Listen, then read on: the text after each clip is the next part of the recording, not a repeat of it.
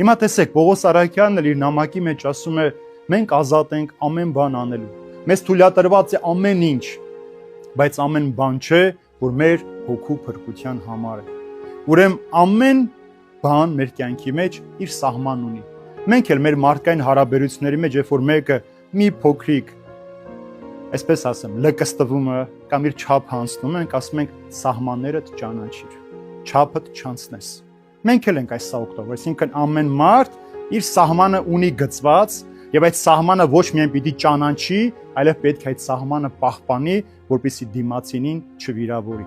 Դրա համար է ասում Պողոս Արաքյանը, խնդրում եմ ձեզ, դուք ձեզ ավելին մի կարծեք, մի գնահատեք ձեզ ավելին, այլ քննեք ինչ որ դուք կաք, ձեզ տեսեք այն հավատքով, որ Աստված տվել է ձեզ։ Ուրեմն այդ հավատքի ազատությունը այդ սահմանները պահպանելն է։ Ուրեմն այդ սահմանի պահպանումը Ադամի եւ